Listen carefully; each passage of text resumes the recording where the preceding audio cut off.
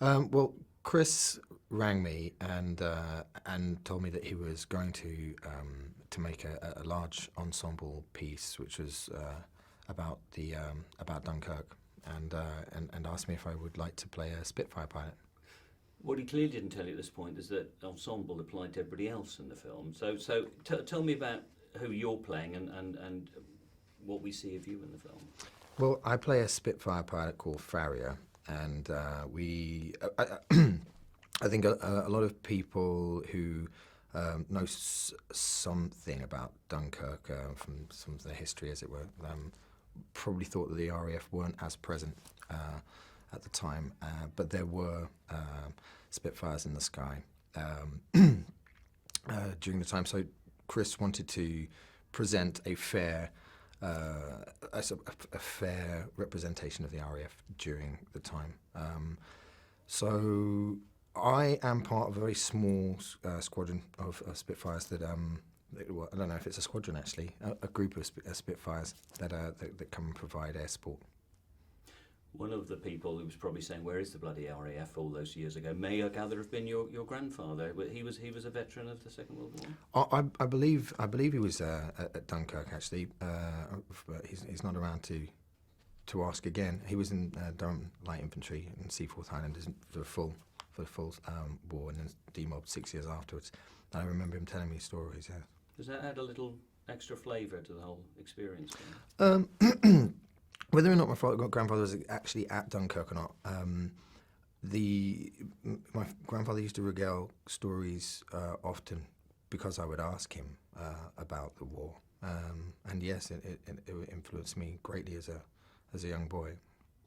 Now, as Chris was describing, as an ensemble film, but Farrier is stuck in his cockpit. Now, I know Chris really wants to push realism wherever he possibly can, but I'm assuming you didn't actually learn how to fly a Spitfire. So how did you shoot your scenes? No, I can't fly yet. Maybe one day, but as always, Chris sort of pushed the envelope. He had some of the lads go up in Spitfires, two-seater Spitfires. I know they're a single plane, solo plane, but they do have two-seater ones, so people can get up and fly in them. So he had the lads go up in those. There were pilots in the sky. There were sometimes actors in the sky being filmed in these two-seaters. We've just spent the last couple of days up at Duxford with Chris and some of the other cast, and one of the things I now know about Spitfires is they're bloody small. Yeah, is it snug? And it's it's very snug actually, and it's a bit like a Triumph motorbike in the way that it rattles, and it's an old bit of engineering which is really beautiful, and you can guttural sounding the piece of machinery. You can see why so many people love them as a piece of engineering. They are cramped. You've got to really love them, I suppose, to go up in them. And as for a working space, it is very tight. It's like sitting in your bedside cabinet, really, for a few hours in a sheepskin and a pair of boots. But it's all good fun. With 40 people looking at you and an IMAX camera squeezed in. It's a lot better than flying them in the wall. It's an extraordinary film in many ways, and one of the most extraordinary things about it is, rather like we've seen you do in Locke, it's just you, and particularly with the RAF section, over the RAF, the mask over your face. I mean, that's complicated acting, isn't it, to carry the emotion of it? Not really. I think because it's so pragmatic and straightforward, it's the I think what Chris has captured, certainly with the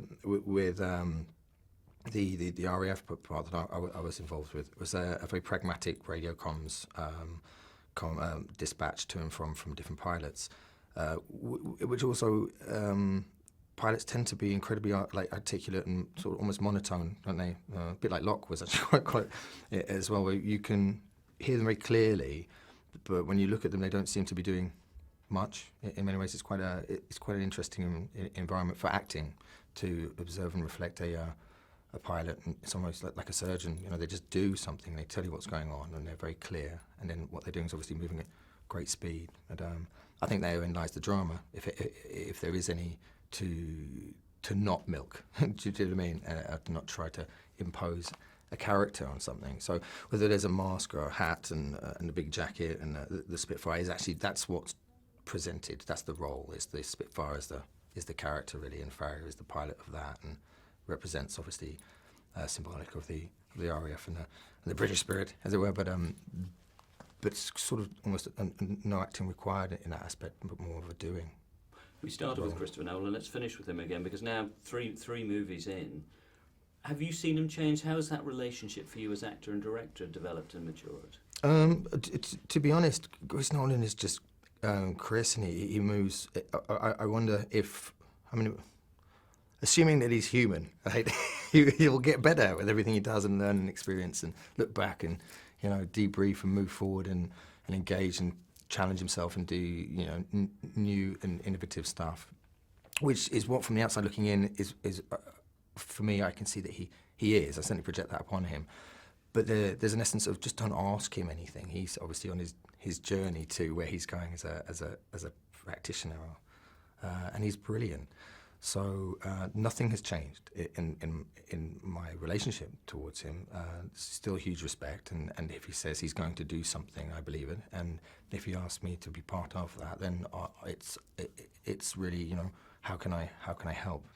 And now I guess, where do I get my face mask? When can I take a face mask off? And, you know, I'm just grateful to work with him. To be fair, you know, you're going to do something which is proper, you know.